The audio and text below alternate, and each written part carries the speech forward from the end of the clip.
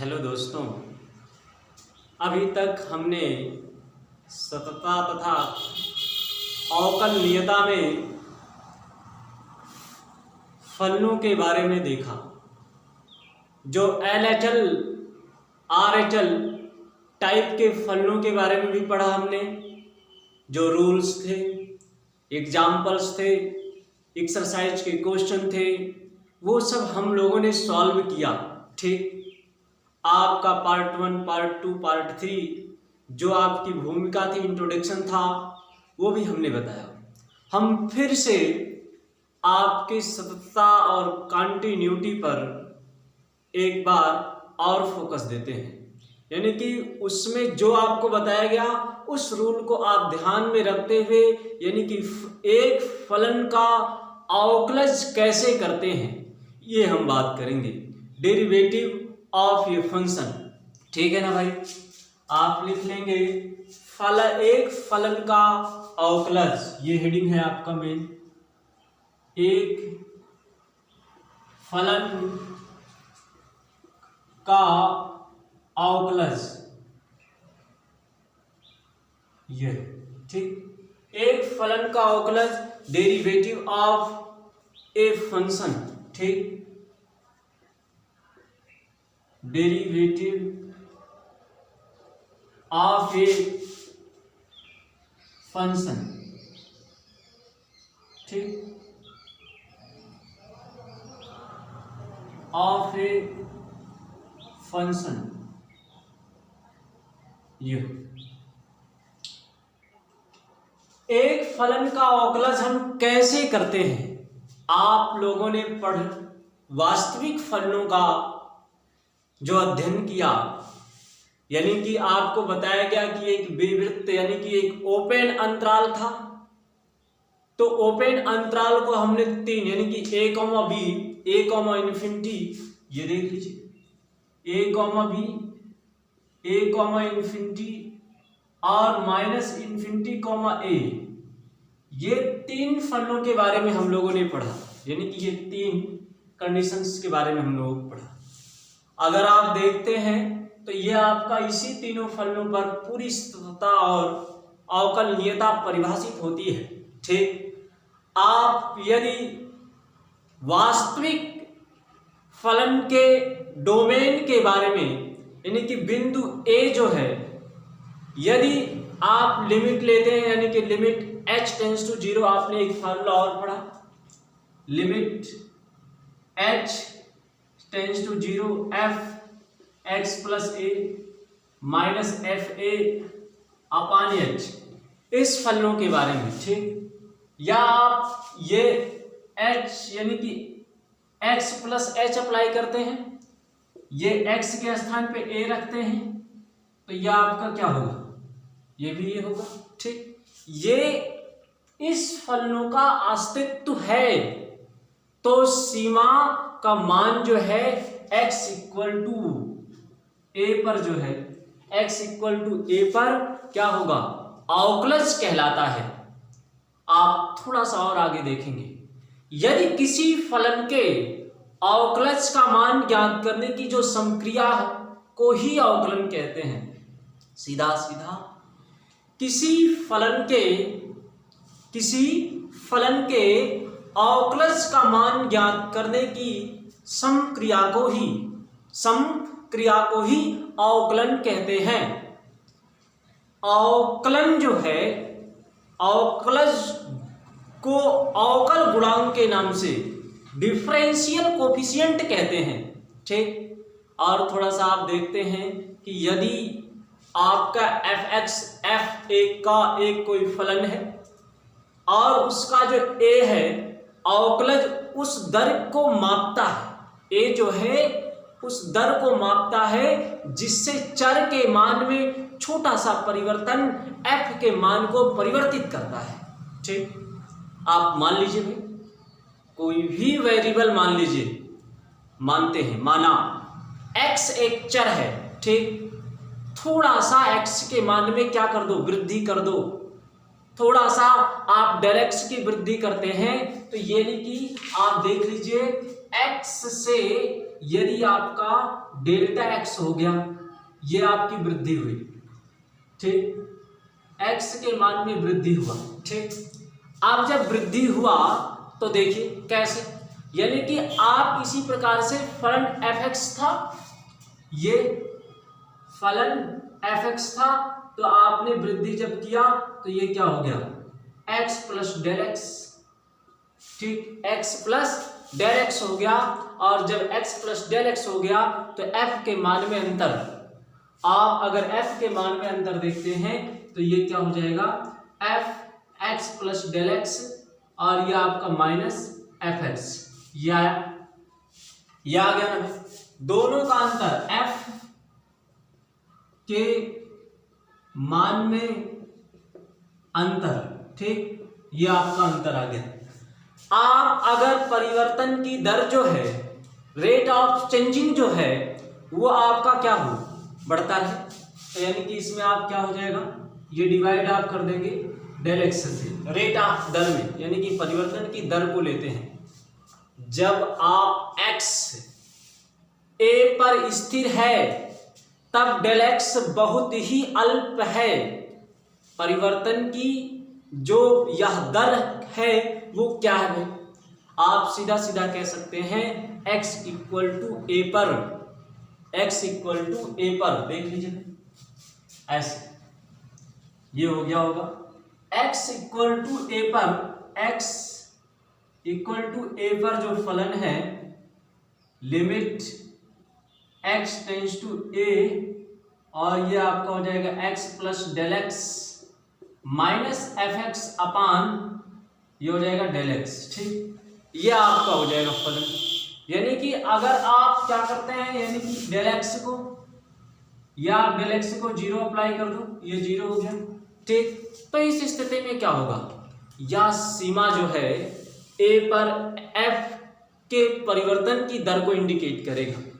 Del x के स्थान पे एच लिखने पर वही प्राप्त होगा जो आप देख सकते हैं, यानी कि आप कह सकते हैं कि डेल एक्स के स्थान पर एच लिखने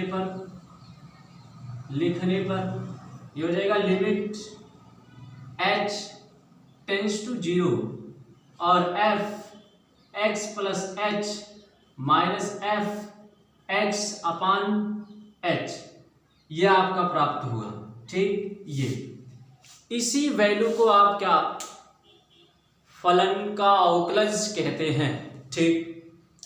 आपको ये पूरा समझ में आ गया, थोड़ा सा हम और अगले हेडिंग पे बात करते हैं फलन के अवकलन को कंप्लीट करते हुए, ठीक। देखिए समझ में आ रहा है ना, नहीं आ रहा है तो ध्यान से देखो, ठीक। आप जब तक अपने आप को सुटेबलिस्ट नहीं रखोगे, व्यवस्थित नहीं रखोगे, तब तक कैसे समझ में आएगा भाई, ये थ्योरी है, थ्योरी कोई सिंपल थ्योरी नहीं, कंटिन्यूटी का थ्योरी, डेरिवेटिव फंक्शनल है, ठीक। आप देखते हैं यानी कि अवकलन का अगर हम, वैसे तो हम भौतिक विज्ञान भी पढ़ाते हैं, यानी कि फिजिक्स भी पढ़ाते हैं, तो आप लोग जानते ही हो, हम थोड़ा सा इस कंटिन्यूटी को भौतिकता में लेके आए हैं। फिजिकल मीनिंग ऑफ डिफरेंशियल के बारे में बात कर लें, अवकलन का भौतिक अर्थ क्या होता है, देख लो भाई। अवकलन का भौतिक अर्थ, ठीक, अवकलन का भौतिक अर्थ, ठीक, ये इसके बारे में फिजिकल मीनिंग ऑफ डिफरेंशिएशन, समझ रहे हैं ना, आप लिख सकते हैं फिजिकल मीनिंग ऑफ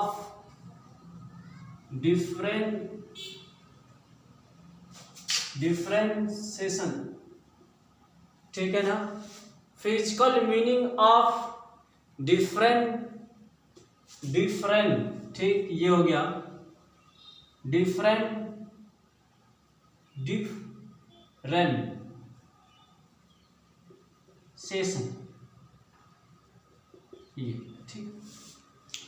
आप देखिए जो इसकी आप इसे आप कैसे डिफाइन करते हैं, आप लोगों ने फिजिक्स में पढ़ा, क्या पढ़ा, अवकलन यानी कि एक फलन से उसी प्रकार संबंधित है जिस प्रकार आप वेग वेलोसिटी एक गतिशील कण द्वारा चली गई दूरी से संबंधित है, उसी प्रकार से मान लो भाई, माना एक पार्टिकल है, एक कण है, वो एक रेखा के अनुदिश गति करता है, ये देख लो, ये ठीक, ये एक आपका रेखा है, इस पर आप कोई बिंदु मान लो, एक बिंदु मान लो, दूसरा आप P मान लो, तीसरा आप Q मान लो, ठीक। अब आपका क्या है, यानी कि जब इस रेखा के अनुदिश वो गति करेगा तो मान लो P बिंदु पर आपका फलन FA था, ठीक, ये था। अब जब धीरे धीरे वो आगे बढ़ेगा तो क्या होगा, ये हो जाएगा FA प्लस H हो जाएगा। तो इस स्थिति में जब वो अनुदिश गति करता है तो एक बिंदु O से विस्थापन जब मापा जाता है तो स्पष्ट होता है कि विस्थापन समय A पर निर्भर करता है, ठीक। जब ये माना गया कि x इक्वल टू क्या है, तो x इक्वल टू आप मान लीजिए, यहां लिखेंगे माना गया x इक्वल टू FA, क्या है भाई, x इक्वल टू FA है। इस स्थिति में पुनः इसका विस्थापन एक विशेष कंडीशन में आया, क्या आया, यानी कि A पर FA है, ठीक। धीरे धीरे आप आगे और थोड़ा सा बढ़ते हैं, समय बीतता है, ठीक है ना। अब आपका क्या होता है, समय जो है A प्लस H पर इसका विस्थापन FA प्लस होगा, देखो A प्लस H पर इसका विस्थापन जो है वो A प्लस H होगा, ये एक फलन इंडिकेट।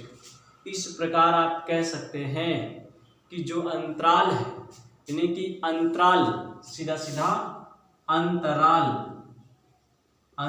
क्या होगा, ये हो जाएगा A plus H minus A is equal to H, ठीक, ये अंतराल होगा।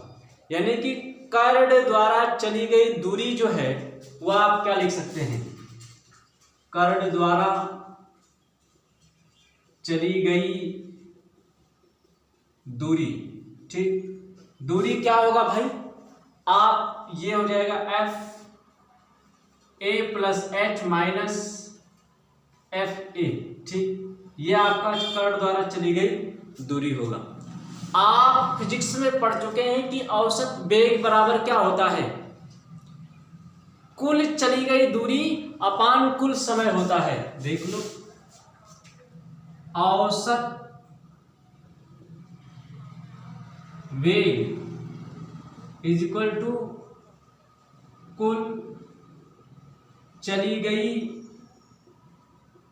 दूरी अपान क्या होता भाई, कुल समय, ठीक है ना, ये होता है कुल चली गई दूरी तथा अपान कुल समय होता है, ठीक। अब देखिए आगे बढ़ते हैं,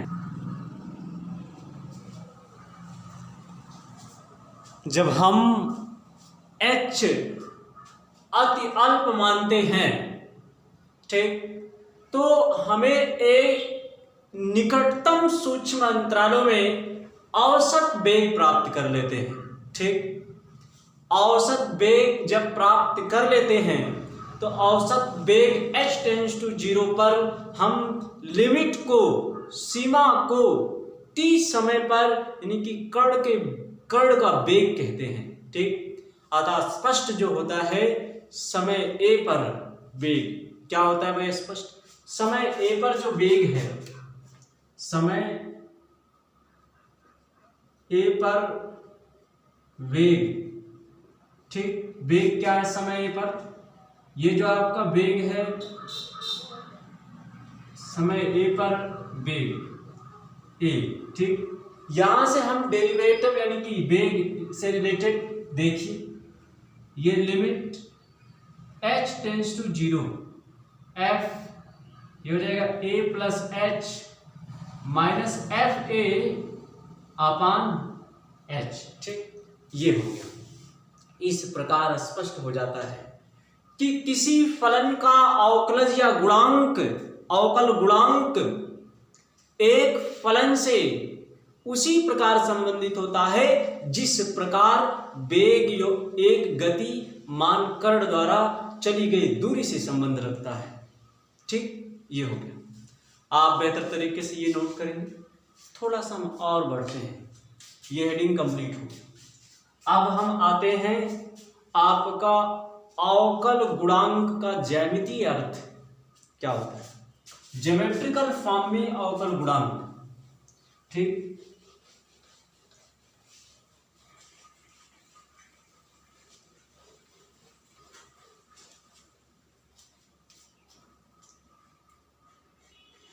अवकल गुणांक का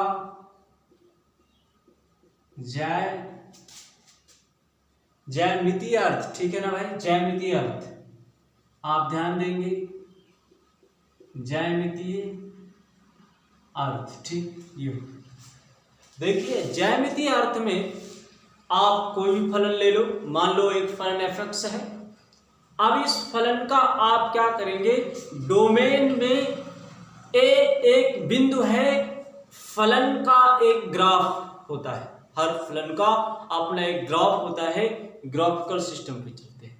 ग्राफिकल सिस्टम में हम देखेंगे कि बिंदु जो है P है, वो बिंदु पर आपके स्थित हैं एक निकटतम बिंदु Q है और वो उसके निर्देशांक होंगे, और निर्देशांक आपका जो होगा इन दो बिंदुओं के बीच कोई रेखा छेदक रेखा कहलाएगी, और जो P और Q एक रेखा होगा उस पर हम थोड़ा सा और सेंटर पॉइंट पे बात करते हैं। ठीक, आप देख लो स्लोप होगा उसमें। देखिए फिगर हम बना रहे हैं, ये हो गया। ठीक, एक्स और वाई एक्सिस दोनों लेंगे। ठीक, ये आपका एक्स अक्ष और ये क्या है वाई अक्ष या वाई एक्सिस एक्स एक्सिस, ये एक्सिस हो गया। स्लोप आप कैसे क्या करेंगे, ये यहां से ऐसे लेंगे, ध्यान से आप लोग देखते रहेंगे भाई। अब ये स्लोप लेने के बाद ये ऐसे कर लेंगे। फिगर बनाने का तौर तरीका भी आप लोग ध्यान से देखेंगे कैसे हम फिगर ड्रा कर रहे हैं। ठीक, और वो स्लोप जो होगा यहाँ से आपका एक बिंदु है, ये ऐसे खींच लेंगे, और खींचने के बाद आपको ये फिगर दिमाग में बैठा के रखना है। एकदम आपके बनाने के ये तौर तरीके भी होने चाहिए, क्योंकि अगर आप नहीं जानेंगे तो फिर क्या है, आपके लिए प्रॉब्लम होगा। ये ऐसे यहाँ से क्रॉस होते हुए सीधे ये निकल जाना चाहिए लाइन। ठीक, ऐसे ये। ठीक, और एक वक्र होगा, वक्र आप जानते ही हैं, पढ़ चुके हैं।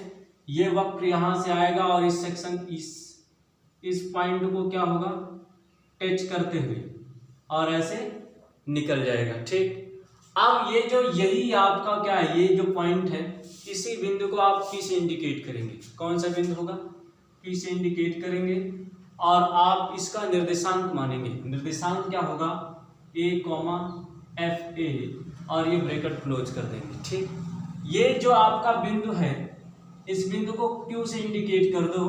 Q मानते हुए क्या करेंगे, उसका भी निर्देशांक लिखेंगे। आप निर्देशांक देख लो, ये हो जाएगा a प्लस एच।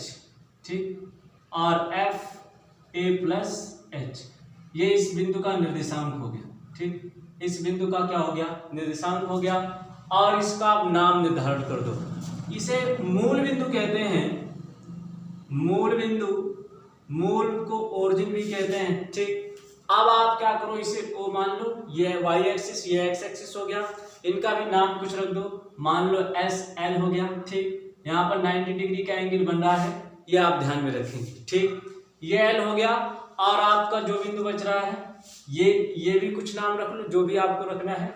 ये मान लो R है, ये तो आपका P हो ही गया। ठीक, अब देखो यहाँ पर जो आपका Q है, ये Q। ठीक, और यहाँ पर ये देखिए ये इंडिकेट जो हो रहा है, ठीक, ये किस बिंदु को इंडिकेट कर रहा है, यानी कि इस लाइन को एल से इंडिकेट कर दो, ठीक, एल से इंडिकेट हो गया। और कैसे क्या है, यहाँ पर आपका मान लो कोई एंगल Q1 है, ये Q1 मान लेते हैं, ठीक। सीधा सीधा आप अब बात करेंगे, यहाँ जो QP है, QP लाइन को आप क्या करेंगे, Q से P को थोड़ा सा आप बढ़ाएंगे। जब थोड़ा सा आप बढ़ाते हैं तो X अक्ष से एक बिंदु जो है, देखिए ये X अक्ष पर एक बिंदु S मिलता है, और जब S मिलता है तो ये कोड इंडिकेट हो रहा है।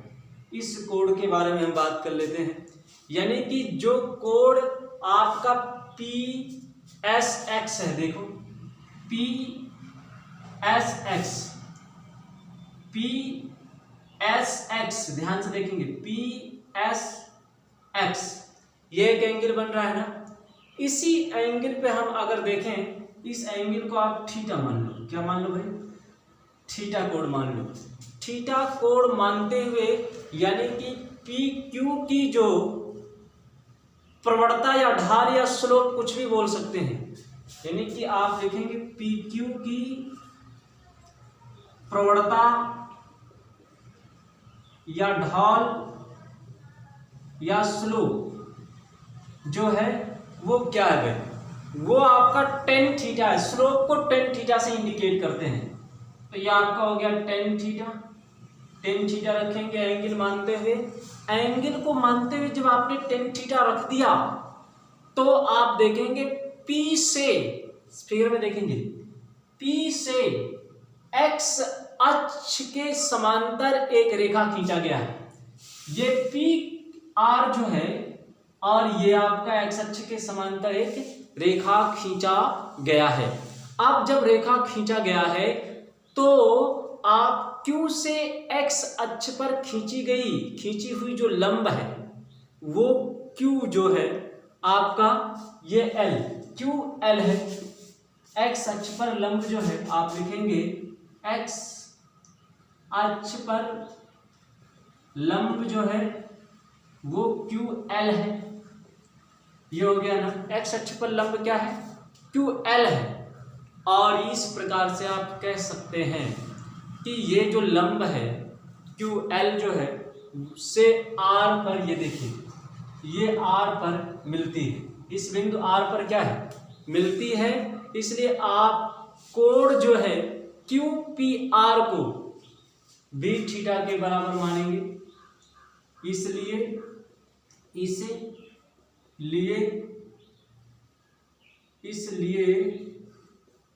कोण PQR को क्या करेंगे, थीटा के बराबर मानेंगे। QPR ये हो गया, देखो QPR ये कोण आपका क्या है, ये भी थीटा की QPR, तो आप लिखेंगे QPR, ये भी थीटा के इक्वल होगा। थीटा के इक्वल मानते हुए आप क्या करेंगे, आप लिखेंगे PQ का ढाल, देखिए सॉल्यूशन पे आते हैं, PQ का ढाल या प्रवणता आप जानते ही हैं, या स्लोप लिख सकते हैं, स्लोप, ठीक। क्या होता है भाई, ये आपका क्या हो गया, स्लोप जो आपका टेन थीटा हमने माना था, ये आपका टेन थीटा हो गया, ठीक। यानी कि कोण जो है आपका क्या होगा, QPR होगा, QPR, देखो QPR यहां लिख लेंगे, कोण QPR, ये देख लो भाई, कोण QPR जो है वो थीटा है, तो थीटा अप्लाई करेंगे, ठीक। आपका ये हो गया, आपका यहाँ थीटा नहीं रखेंगे, ये रखेंगे, तो ये हो जाएगा tan theta is equal to, आप लंब यानी कि ये होता है लंब अपान आधार, आपने पढ़ा है लंब अपान आधार, ये QR यहाँ देखिए QR जो ये लंब है और PR जो है वो क्या है, आधार है। ये लंब है यहाँ से यहाँ, और ये PR क्या है, आधार है, तो लिख लो, सेम ऐसे लिख लो। यानी कि आप देखेंगे जो क्यू आर है वो क्या है, क्यू आर बराबर क्यू और पी के वाई निर्देशांक में अंतर।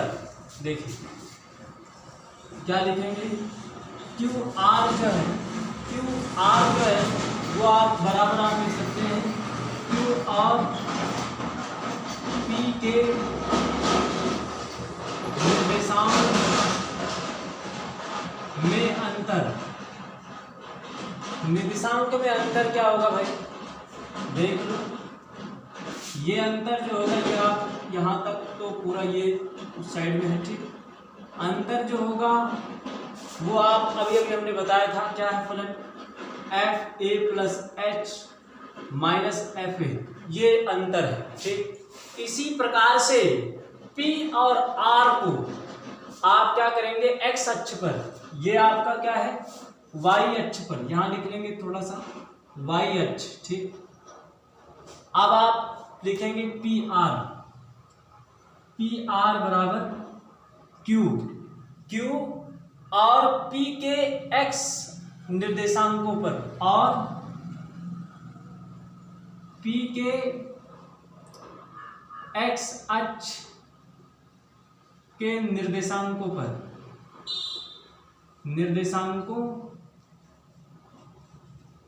निर्देशांकों पर क्या आएगा भाई, जो वैल्यू आएगा वो अप्लाई करेंगे।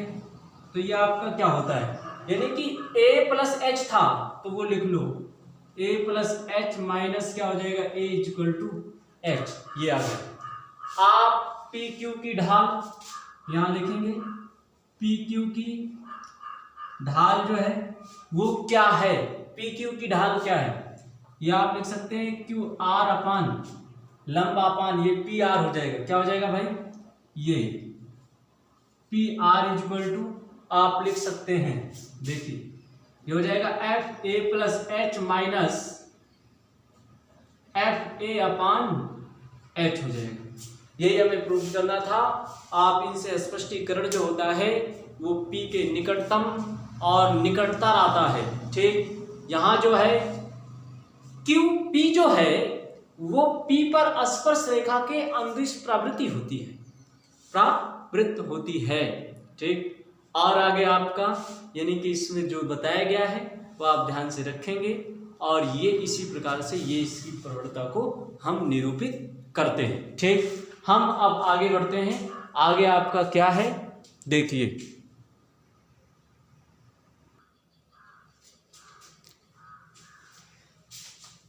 किसी बिंदु पर फलन का अवकलज, ठीक, derivative of function at any point, ठीक। देखिए आप एक फलन का किसी बिंदु x पर एक अवकल गुणांक होता है, ठीक। यदि वह उस बिंदु x के समापीय में परिभाषित हुआ, आप लोगों ने पढ़ा ही, क्या पढ़ा आप लोगों ने, limit h tends to 0 f a plus h और minus F A upon H.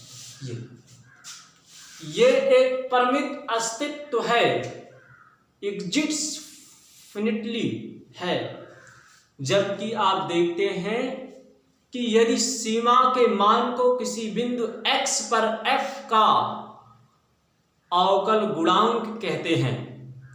आप इसे व्यापकता में अगर देखते हैं, यानी कि आप इसका अवकलन व्यापकता में अगर देखें तो ये होता है क्या, यही f डैश x, या आप लिख सकते हैं F X equal to limit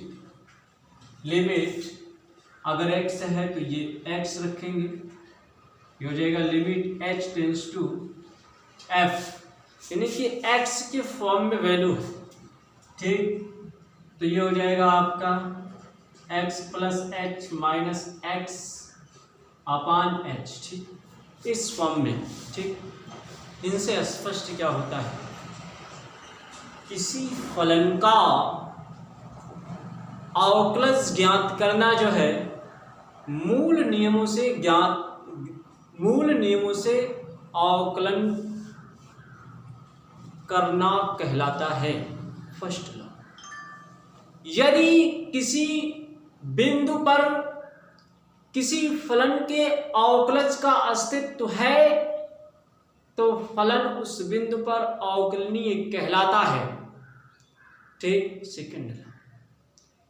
third law, तीसरा नियम जो है, फलन को संकेत रूप में अगर लिखना है तो आप y equal to F X लिख सकते हैं, या अवकलज को आप कई रूप में, जैसे लिखने का जो प्रोसेस है y equal to F X है, या आप कॉमन लगा के dy अपान डी एक्स या एफ डैश एक्स, ठीक, ये सब लिखने के आपके क्या हैं तरीके हैं। या आप ऐसे भी लिख सकते हैं D1 कर लो, D2 कर लो, ये ऐसे, ठीक, ये आपको अवकलन के नोटेशन हैं।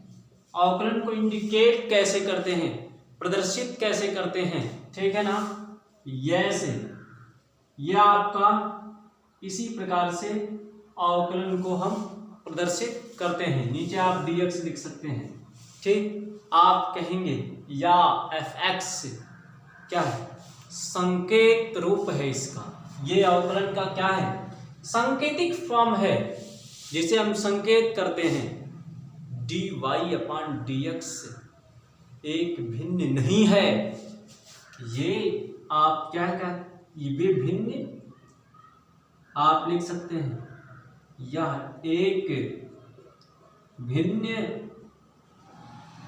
नहीं है, नहीं तो आप ये अंश है, ये हर है, ऐसा कुछ नहीं, ठीक, ध्यान से समझ लो। ये कभी मैथमेटिकल फॉर्म में भिन्न और अंश यानी कि भिन्नात्मकता है ही नहीं। dy को dx से अलग नहीं किया जा सकता, dy को dx से अलग नहीं किया जा सकता, ठीक। अब देखिए आप लोग कैसे ये आपका कंप्लीट होता है। हम आगे बात करेंगे अगले टॉपिक पे, अगले हेडिंग पे, ठीक, relation between continuity and differentiability. आप देखिए सातत्यता और अवकलनीयता में क्या रिलेशन है, सातत्यता और अवकलनीयता में क्या संबंध है, यह आपका महत्वपूर्ण प्रमेय है।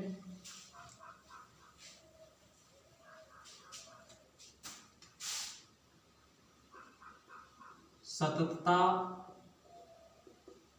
तथा अवकलनीयता में संबंध, ठीक, ये relation between continuity and differentiability, ठीक, लिख लीजिए रिलेशन बिटवीन, ठीक है ना भाई, रिलेशन बिटवीन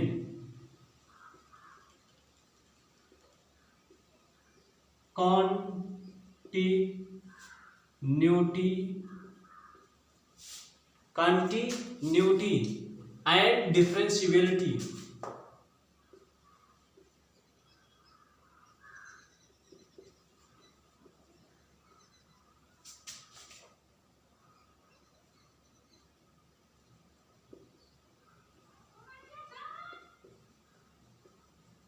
डिफरेंशियबिलिटी, ठीक। आप लोगों ने अवकलन और अवकलनीयता के बारे में, असततता के बारे में और भी भूमिकाएं देखे हैं, और रिमार्क हुआ इस पर, टिप्पणी हुआ इस पर, थोड़ा सा और टिप्पणी करते हैं। यदि एक फलन एफ एक्स किसी बिंदु x इक्वल टू ए पर अवकलनीय है,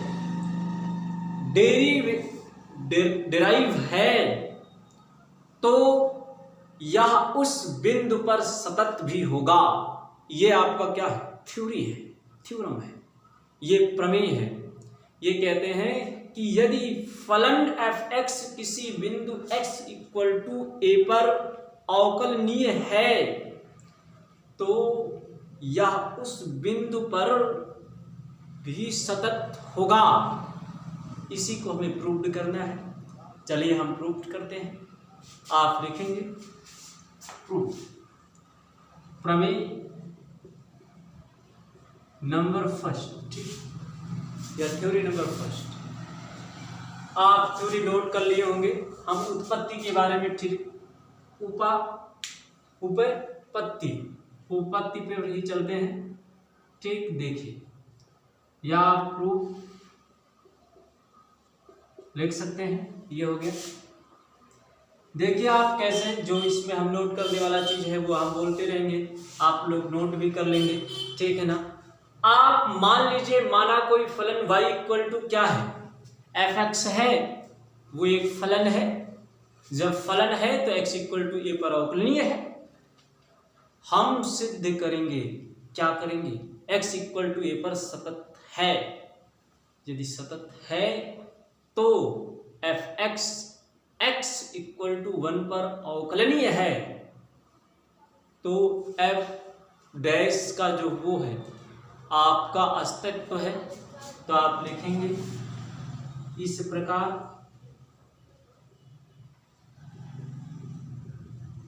f dash a is equal to, आप लिख लीजिए पूरा लिमिट के फॉर्म में, limit h tends to 0 f a plus h f a upon h, ठीक, ये हो गया। अब आप देखिए, यानी कि ये आपने पढ़ लिया है। इसको आप कैसे तोड़ते हैं कि आप अगर क्या कर दें, डिफरेंशियल, यानी कि आप जानते हैं कि f a plus h minus f a is equal to limit form, यानी कि लिमिट हट जाता है। जब आप लिमिट अप्लाई कर देते हैं तो क्या आता है, ये आता है f a plus h minus आपका a अपान, नीचे आप लिख सकते हैं h लिख लो, ठीक, मल्टीपल h हो गया। जब आप सॉल्व करते हैं तो क्या आएगा, देखो लिमिट फिर से दोनों साइड में अप्लाई करो। क्या करेंगे, दोनों साइड में लिमिट ले लो, लिमिट लेंगे, ये हो जाएगा, आप लिखेंगे दोनों पक्षों में लिमिट h टेंड्स टू 0 लेने पर, ठीक, लेने पर, ठीक, limit h tends to 0 f a plus h, आनंद आ रहा है, ठीक, ध्यान से देखो तभी कुछ पल्ले पड़ेगा, नहीं तो हवा आएगा और इधर से होके निकल जाएगा, ठीक। ये डिफरेंशियबिलिटी है, ठीक। तो ये आप ध्यान से देखो, बैठाओ, हर स्टेप देखो, जो समझ में नहीं आया वो तुरंत बताओ भाई, नया तो ऐसे ऐसे कर लो, तो समझ में भी आना चाहिए। पढ़ने का मतलब क्या भाई, खाली देखते रहो, ऐसे ऐसे, ठीक। चलो अब आपका ये हो गया, चलो आनंद आ रहा है, आनंद लेते रहो, लेकिन जो लेना है वो लिमिट भी लेते रहो। ये लिमिट तो है, लिमिट में कहता है लो, तो लो लो, ठीक। ये f a plus h minus f a और अपान क्या है, h है, ये रख लो, h लिख लो, ठीक, ये हो गया। अब आप क्या करेंगे, लिमिट अप्लाई करेंगे, जायज सी बात है। जब आप लिमिट अप्लाई करेंगे तो ये टोटल वैल्यू क्या होगा, 0 होगा। देख लो कैसे 0 होगा, देखो भाई कैसे 0 होगा। ये वाला पोर्शन हम उठा लेते हैं, ठीक, कैसे 0 होगा ये आपको देखना है और सॉल्व करना है, ठीक। तो यहाँ से आप देखो, जब लिमिट अप्लाई कर दोगे तो ये हो जाएगा आपका इक्वल टू लिमिट, ये वाला साइड आप नोट कर लोगे, ठीक है ना, इस स्टेप में ये हो जाएगा आपका 0 और f a plus h minus f a upon h, limit h tends to 0 h, ये 0 तो ये आपका क्या है, इसकी वैल्यू आप डिफाइन कर चुके हैं। तो आपका ये हो गया, यहाँ पर आप नोट करेंगे और फिर ये हम लिख लेते हैं। ये आपका जब 0 हो गया तो ये क्या हो जाएगा, एफ ए मल्टीपल 0, तो टोटल वैल्यू 0। आपको समझ में आ गया ना।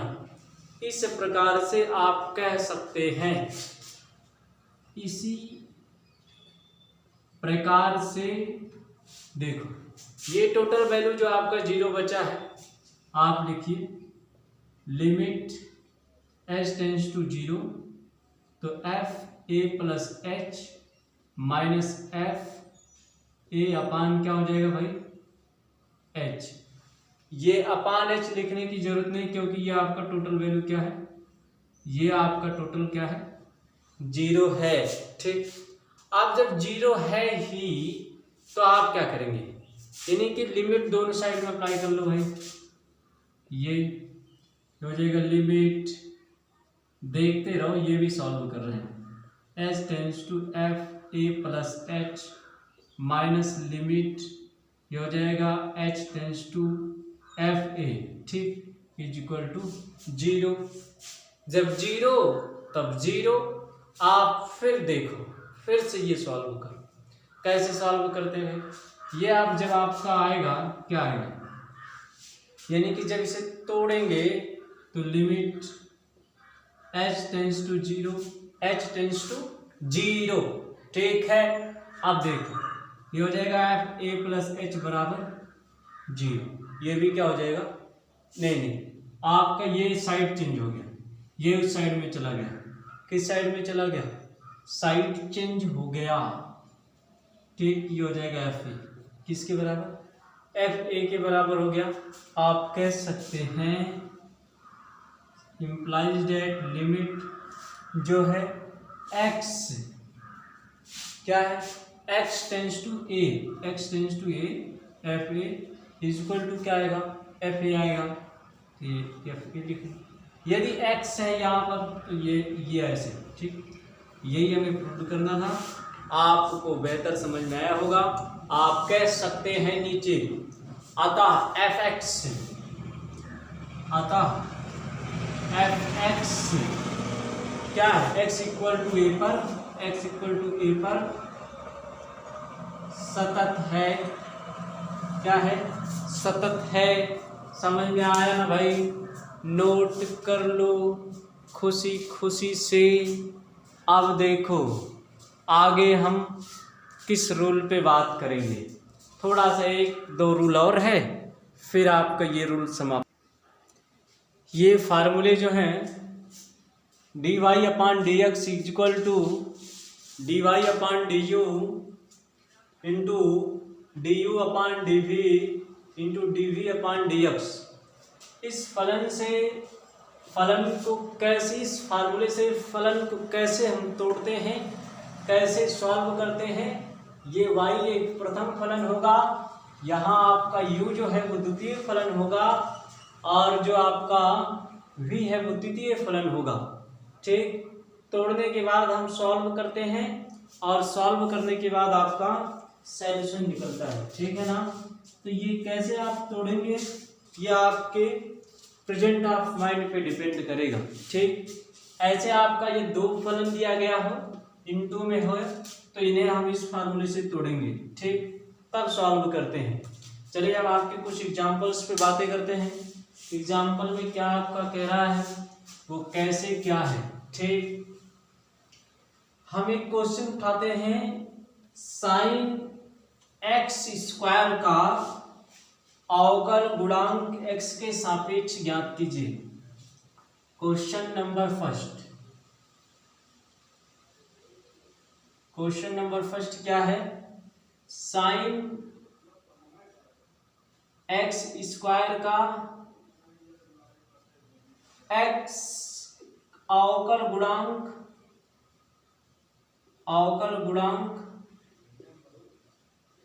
क्या करना है भाई, x के सापेक्ष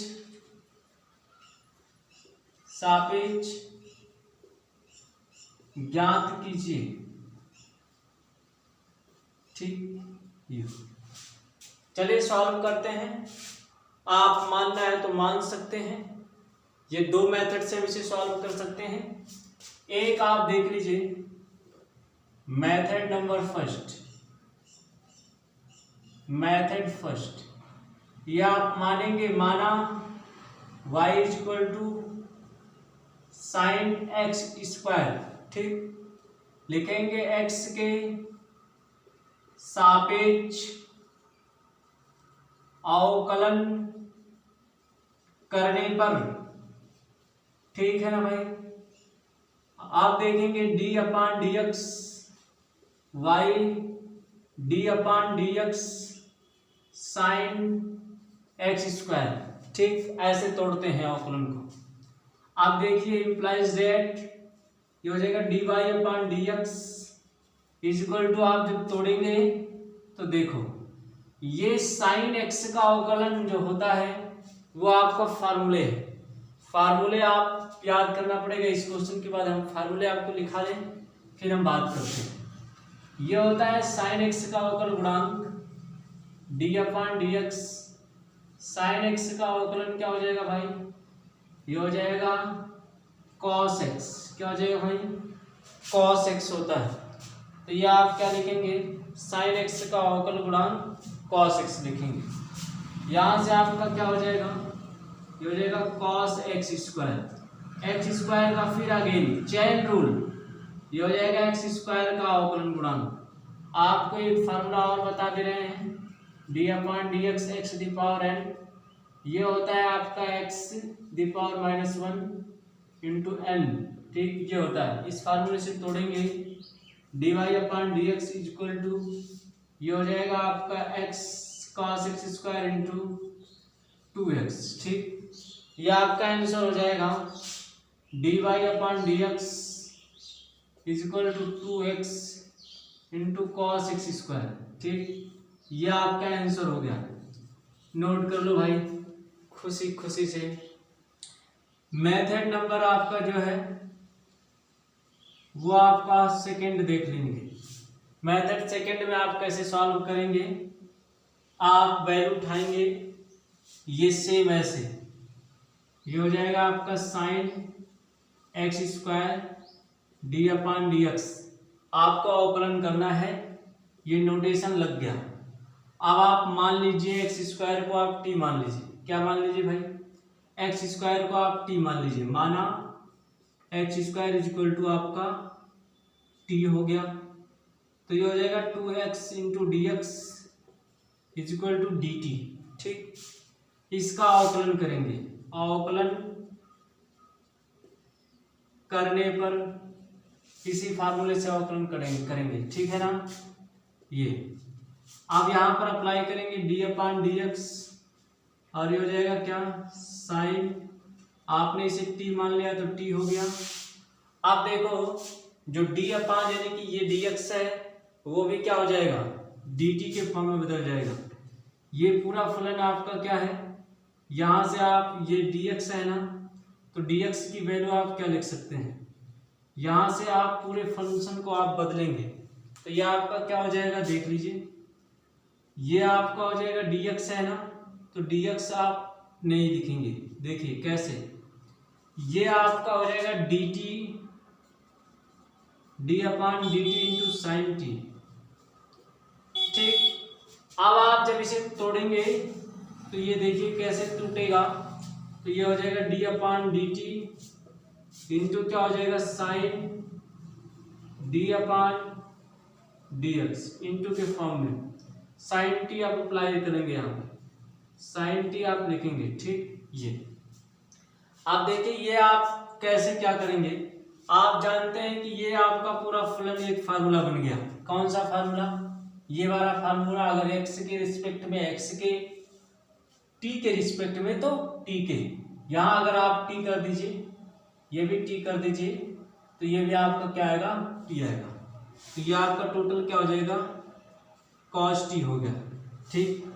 अब आप जानते हैं कि यहाँ से आप देखिए, यहाँ से, ठीक, ये आप लिख सकते हैं कि two X equal to D T upon D X, ठीक।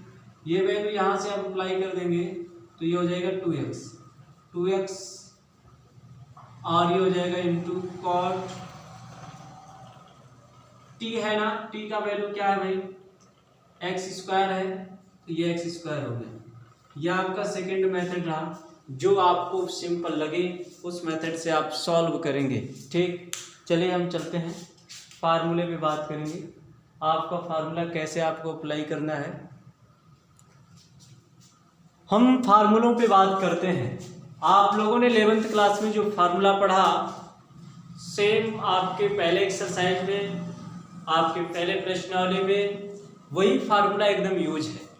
आप देखेंगे कि आपने जितने भी त्रिकोणमितीय फंक्शन में आपने पढ़ा, यह आपका क्या है, d/dx sin x, ये क्या हो गया भाई, ये आपका cos x हो गया। d/dx इसी प्रकार से cos x को आप लिख सकते हैं माइनस sin x हो गया। ठीक, और आपका क्या, ये फर्स्ट सेकेंड थर्ड आपका, इसी प्रकार से आप d/dx tan x का अवकलन क्या लिखते हैं भाई, ये हो जाएगा आपका sec स्क्वायर x। ठीक, और यह आपका हो जाएगा fourth number d/dx sec x, हो जाएगा sec x into tan x। इसी प्रकार से फिफ्थ नंबर पे चले आते हैं, d/dx और क्या हो जाएगा भाई, cot x लिख लो, ये हो जाएगा माइनस कोसेक स्क्वायर x। ठीक, सिक्स नंबर क्या होता है भाई, एक फार्मूला और है, 1 2 3 4 5 यानी कि 5 हो गया ना, d/dx हो जाएगा cosec x minus cosec x into cot x, ये होते हैं आपके, ये आपके त्रिकोणमितीय फलन के हैं। और भी फार्मूले बहुत से हैं, इतना आपको ये याद रखना बहुत ही जरूरी है पहले एक्सरसाइज के लिए। और देख लीजिए, यह आपका d/dx n x⁻⁻1 second number formula, d/dx u into v, ये हो जाएगा u d/dx v प्लस, ये हो जाएगा v into d/dx into u। अब ये भी इसके पहले भी हमने बताया। थर्ड नंबर यानी कि ये आपका डिवाइड रूल में d/dx u/v पे। ठीक, इस पे जब आप सॉल्व करेंगे तो अंश गुणे हर गुणे अंश का अवकल गुणांक माइनस अंश गुणे हर का अवकल गुणांक अपान क्या हो जाएगा, d स्क्वायर हो गया। ठीक, log x का फोर्थ नंबर d/dx, ये हो जाएगा log x का, log x का क्या होता है भाई, ये 1/x हो जाएगा। ठीक, इसी प्रकार से एक्सपोनेंशियल फंक्शन में आते हैं e⁻x का, तो ये हो जाएगा क्या, e⁻x। और भी ऐसे बहुत से फार्मूले हैं, d/dx a⁻x, तो a⁻x log base e a हो जाएगा। ठीक, आप नोट कर लेंगे भाई। और भी हम फार्मूलों के बारे में बात करेंगे, आप इसका जैसे जैसे एक्सरसाइज आएगा वैसे। अवकलन की हर फार्मूले के प्रूवमेंट के बारे में भी बात करेंगे। जिस फार्मूले के प्रूवमेंट के बारे में आपको जानना है तुरंत हमें बताएं कि सर इस फार्मूले के प्रूवमेंट के बारे में जानना है, इसका डेरिवेशन कैसे है। पूरा हम फार्मूलों का क्या करते हैं, ऑपरेशन कर देते हैं, कहाँ से कैसे उत्पत्ति हुई, किसने क्या संशोधन किया, कैसे क्या हुआ। तो ये आपका हो गया, आप नोट कर लीजिए, ये एक्सरसाइज आपका इसी क्वेश्चन पे अप्लाई होगा। ठीक, चलिए भाई एक दो क्वेश्चन के बारे में हम और बात कर लेते हैं। एक क्वेश्चन और है आपका जो बेहतर है, एग्जाम में कई बार पूछा गया है, देखिए कैसे आप सॉल्व करेंगे। एनसीईआरटी पैटर्न का है, एनसीईआरटी क्वेश्चन एनसीईआरटी में है, तो ये आपका बुक ये हटा दे रहे हैं। ठीक, हम आपके बोर्ड की दृष्टि से जो आपके एग्जाम में क्वेश्चन आएगा उसी क्वेश्चंस के बारे में बात कर रहे हैं। और आपको ढेर सारे अगर क्वेश्चन पढ़ने हैं तो हमारे महत्वपूर्ण चैनल यानी कि जो इसमें महत्वपूर्ण क्वेश्चंस होते हैं वो उसमें भी देख सकते हैं आप, ठीक है ना। या आप कमेंट बॉक्स में आप बताएं, कमेंट बॉक्स में व्हाट्सएप पे क्वेश्चन डालें, हम हर क्वेश्चन का सलूशन देंगे, ठीक है ना। आप क्वेश्चन व्हाट्सएप पे ज़रूर भेजें। आपको जो भी क्वेश्चन समझ में नहीं आता वो हमारे पास भेजें, हम उस क्वेश्चन का सलूशन देंगे, ये तय है, ठीक है ना। डिफरेंशिएशन में, अवकलन में कोई भी क्वेश्चन आपका अगर फंस गया हो, कभी भी आप भेजेंगे तो आपको सलूशन ज़रूर मिलेगा।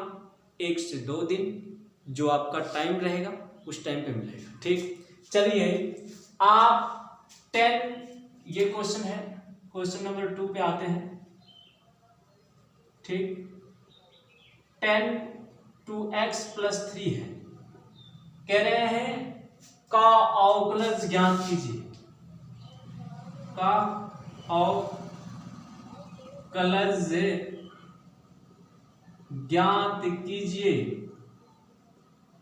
ठीक। देखिए कैसे हम अवकलज ज्ञात करेंगे। अभी हमने 2 टाइप से आपको बताया, तो दोनों टाइप से आप सॉल्व कर सकते हैं। वैसे जो आपका सिंपल है उसी टाइप से आप मानेंगे। माना x + 3 = आप t मान लीजिए, क्या t मान लीजिए, ये हो जाएगा आपका d/dx 10 2x + 3। अब आपका इसका जब आप अवकलन करेंगे तो 2x, सदैव कांस्टेंट नंबर का अवकलन जो होता है वो 0 होता है, यह आप याद रखेंगे। फार्मूले में ये भी नोट कर लेंगे, ये आपका फार्मूला जो है सदैव कांस्टेंट नंबर का अवकलन 0 होता है। आपने 11th में पढ़ चुका है, कोई प्रॉब्लम नहीं होनी चाहिए, ठीक। आप देखिए d/dx हो गया ना, तो ये 2 हो गया = dt हो गया, ठीक।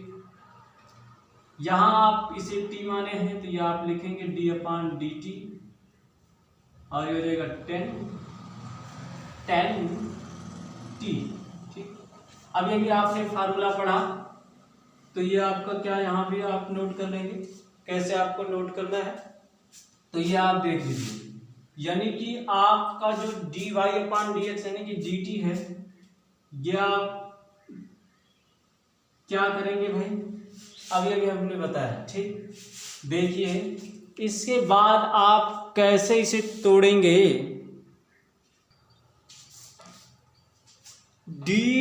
t/dx को यहां से आप निकाल लीजिए वैल्यू, ये 2 = dt/dx हो। इसका अवकलन आप जानते ही हैं, फार्मूला आपने पढ़ा ही है, तो sec² t हो गया और ये मल्टीपल आपका 2 हो गया, ठीक। आपका 2 sec² t का वैल्यू क्या है, 2x + 3, यह आपका आंसर हो गया, आप नोट कर लीजिए, ठीक। चलिए हम और क्वेश्चंस के बारे में बात करेंगे अगले वीडियो में।